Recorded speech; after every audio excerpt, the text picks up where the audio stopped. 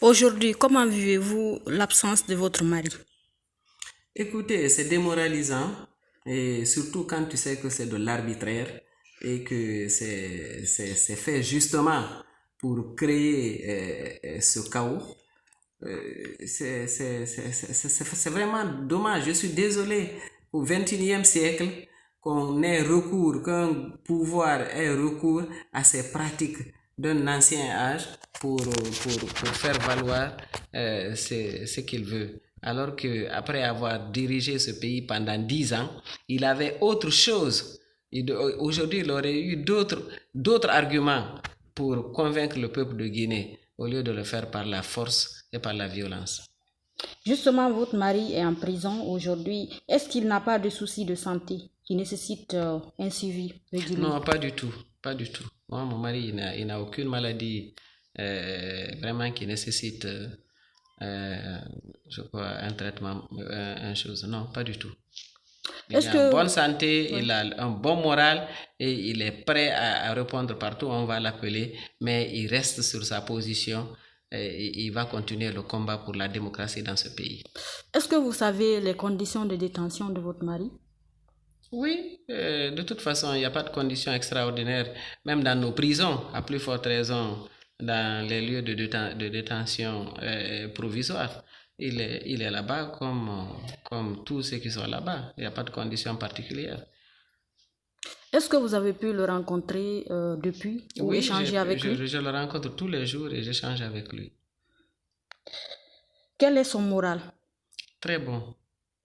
Vous savez, quand on ne se reproche rien, il n'y a pas de raison que ton moral soit entamé. Il est en accord avec sa conscience, il est en accord avec son combat, donc il n'a vraiment aucun problème. Il est serein et il est prêt à affronter toute difficulté qui va se présenter devant lui, mais il est prêt à continuer son combat. Vous accusez la justice guinéenne d'avoir agi de façon injuste. Qu'envisagez-vous de faire?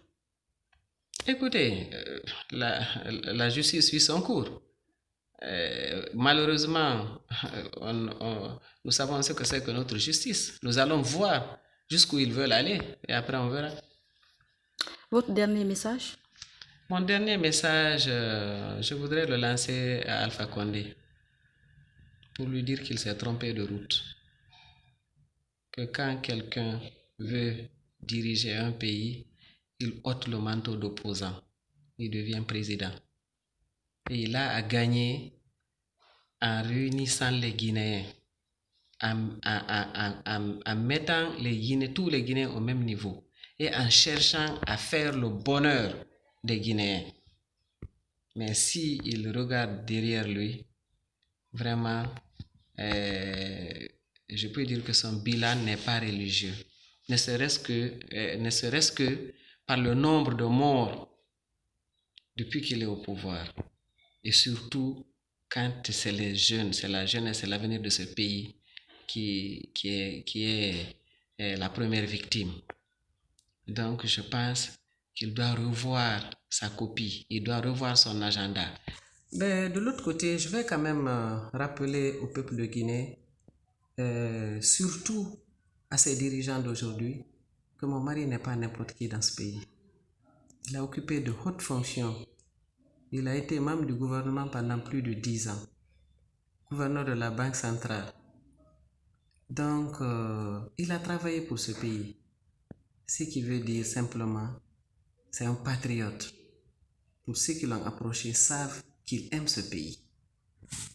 Et il est prêt à se battre jusqu'à la dernière goutte de son sang pour ce pays, pour le bonheur de ce pays.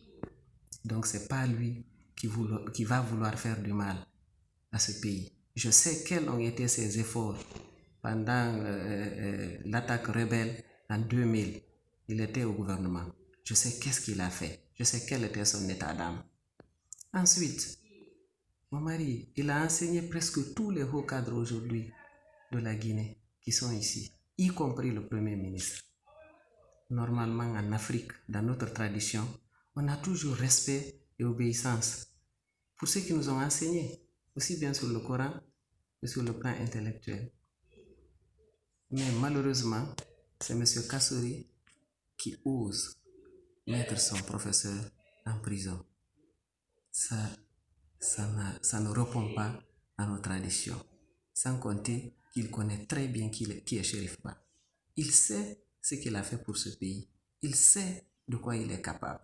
Et il sait pertinemment c'est des accusations pures et dures et c'est de l'arbitraire. Mais nous restons mobilisés. Nous n'avons pas peur. Nous ne serons jamais intimidés parce que nous savons que la lutte que nous menons, c'est une lutte patriotique et c'est une lutte pour le bonheur du peuple de Guinée.